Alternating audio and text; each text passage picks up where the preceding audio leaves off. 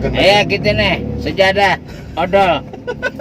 Mau 500? Nggak mau 500, saya turunkan lagi, coba kita lihat. Wah, emas. ada 50 gram emas. Ya sekarang saya angkat odol, saya taruh 1, sejadah 1, saya tambahin kain 1, 10.000. Ini masih di atas, ada 10.000 nggak mau, 10.000 nggak mau, saya turunkan lagi. Nyesel kan? Giliran orang beli nggak ada apa-apa.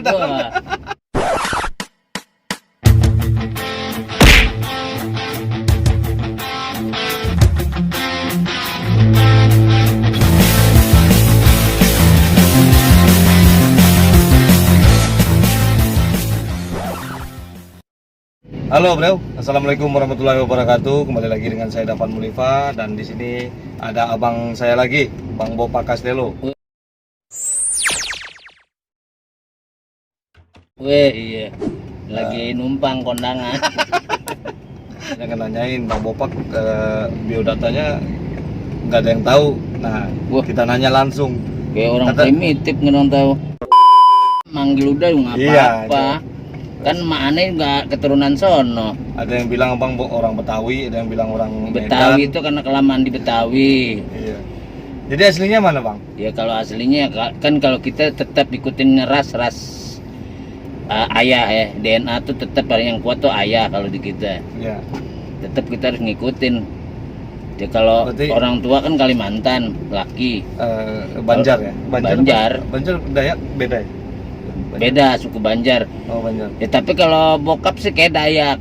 Kan kandangan ke sono kan udah Dayak besar ya. Lebih disebutnya tuh orang Bukit. Iya. Terus mama abang orang mana bang?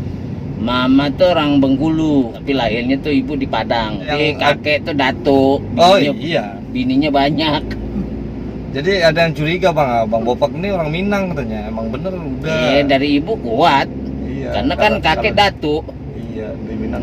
Kan kalau dulu sebutan Datuk itu kan penguasa itu. Iya. Satu wilayah. Raja kaum ya. Raja kaum. Kalau bahasa Arab itu kabilah itu. Kabilah ya. Iya, misal kabilah Bani Umayyah, kabilah Bani Israel kayak gitu. Kabilah itu kan sekelompok. Nah, pemimpin kelompok Datuk. Ini banyak. Kayaknya kalau nyokap aneh itu kayaknya ibunya malah orang Sunda. Iya, Sunda. Bengkulu Sukabumi.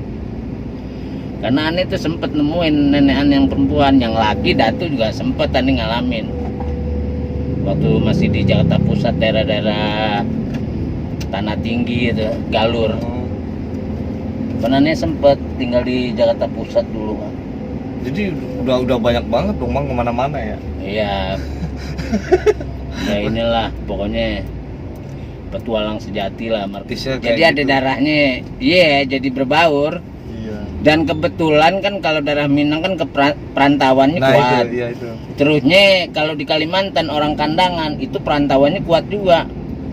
Rata-rata orang kandangan tuh orang kandangan. Rata-rata itu perantau. Jadi Bang Bopak orang kandangan ya? Kandangan. Karena kan lahirnya di sono. Yang jelas mah dia kan juga dulu kan daerah kekuasaan kerajaan Sulu tuh. Sulu. Intinya pada ini kalau kita kristalin lah menyeluruhnya nih. Ya kita ini satu rumpun, entah dia mau Jawa, entah dia mau Kalimantan, karena ras Melayunya tuh kuat.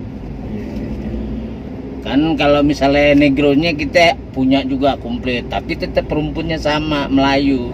Misalnya kayak Ambon, kayak Papua. Nah, itu udah masuk ke Indonesia karena rumpunnya sama, tidak berbeda. Makanya jadi bangsa Indonesia ini bangsa yang kaya multi karakter, multikultur. Kan enak komplit. Tinggal kita ngembangin, saling merangkul, penuh dengan cinta, kan damai Indonesia. Jadi bener. Jadi ini bang, abang kan dulu pernah ikut dagang kaki lima juga. Iya. Kayak kaki lima sama-sama orang Minang. Padang, orang Minang. Iya. Nah itu pengalamannya gimana bang? Lucu-lucu lah. Dari situ ya kita kan banyak belajar juga dari mereka orang kan, dari teman-teman yang orang Minang. Dia aja jauh-jauh datang ke Kalimantan ya kan, cuma modal dagang doang. Ane ikut. Caranya gimana bang? Dipilih. Dipilih. Itu masih dagang kacau itu. Dagang kacau. Dipilih. Jadi kita jadi gandagannya kalau bahasa sono, bahasa dia kan. Kita nih sejadah odol. Mau 500? Nggak mau 500, saya turunkan lagi, coba kita lihat. Wah, emas. Ada 50 gram emas. Ya sekarang saya angkat odol, saya taruh 1, sejadah 1, saya tambahin kain 1, 10.000. Ini masih di atas, ada 10.000 nggak mau, 10.000 nggak mau, saya turunkan lagi. Nyesel kan?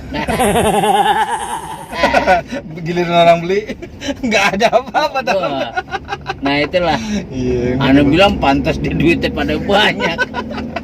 Tapi kan dari situ kita jadi belajar semangatnya, belajar cerdas, cara teknik cari uangnya. Sampai aneh tuh, waduh nggak ada duit, temenan yang bilang, gua nggak ada duit nih. Udah tuh lu jualin apa? Lem sendal yang dipotong. Iya. Aneh jualan. Dulu jadi waktu aneh ngeliat orang tuh kalau jalan-jalan di, itu yang modalnya siapa bang? ya dia lah temen aneh itu yang Orang orang mana? Padang, emang dia dagang gituan. Iya. Cuman kan aneh bilang, gua nggak ada duit nih. Jadi kalau aneh nggak mau dikasih duit sama orang. Apa nih gua kerja nih? Ya udah tuh lu jalan itu di situ aja, Bukalapak situ.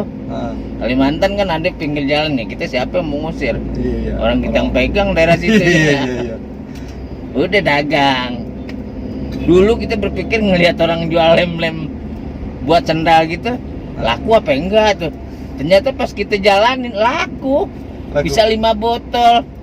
Oh gitu. Jadi ya itulah dunia dagang itu sebetulnya dunia ajaib. Ya, nggak ada batasnya bang ya. Nggak ada batasnya, fantasi kita tuh bermain di situ. Jadi jawab pertanyaan Bang Bopak ini juga pernah dagang kaki lima. Jadi jangan bilang Bang Bopak nanti tiba-tiba top aja dia orang kaya, bukan, dia dagang kaki lima. Kan setiap orang itu harus punya fase. Iya. Setiap fase itu kan kita kalau bisa menyikapi dengan baik akan memberikan sesuatu yang baik juga buat diri kita. Terus ada juga cerita soal ini ya bang, ngelawak dibayarnya thank you doang, makasih. Wah, ama dibayar sama kue apem doang. Udah dikasih kue apem nggak dikasih air lagi. Iya. Coba makan kue apem nggak ada air. Sama juga kita dicekek. Iya kan? Iya. Makan kue apem nggak dikasih air dicekek leher gitu. Jadi merintisnya ini ya bang. Nah itu. Nah sekarang ya sebetulnya mah merintisnya tuh lebih banyak menangis ya, kita cuman apa ya bener nih keadaan gue terus begini kayak gitu kan. Iya. Jadi cuman ya kuncinya ini sih man, kita asal 100% yakin sama Allah Subhanahu Wa Taala, apapun akan terjadi, kun payakun. Itu kalau Allah udah punya hak vetonya dimainkan buat hambanya itu selesai. Manusia lain tuh udah nggak bisa protes kan gitu. Misalnya tiba-tiba Bopak diangkat derajatnya lebih tinggi dari orang yang nyela kita dulu misalnya gitu.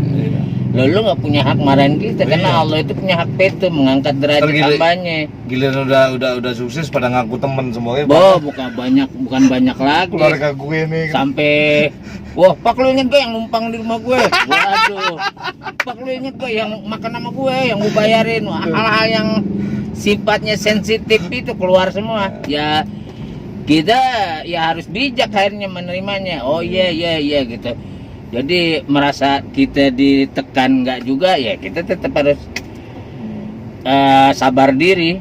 Jadi intinya kalau mau nolong orang itu harus ikhlas ya bang. Kita nggak bakalan tahu ya bang. Karena kan orang selama kita itu menolong seseorang itu dan seseorang itu jadi, selama orang itu bahagia dengan apa yang kita bantu, maka amalan itu terus berjalan terhadap diri kita.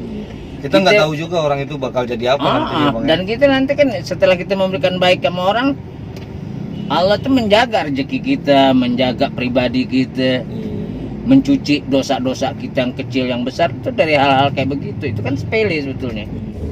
Oke, terima kasih semuanya itu wawancara kita, ngomong-ngomong kita dengan ngomong-ngomong ringan dengan Bang Bopak. Tapi berat.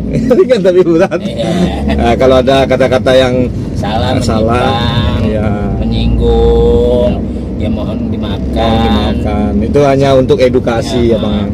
Dan kalau kita menjadi pribadi pemaaf itu kan sangat indah hidup kita. Iya. Ibarat kata salju. melayang-melayang di atas udara, pecah memberikan kesejukan, kan gitu ya nggak? Mantap. Wabillahi taufiq wal hidayah. Assalamualaikum warahmatullahi wabarakatuh. Oke, majulah Minangkabau, majulah Indonesia. Jangan Kalau di lupa Mulipa Channel dan jangan lupa juga Bopak Castelo Official. Official.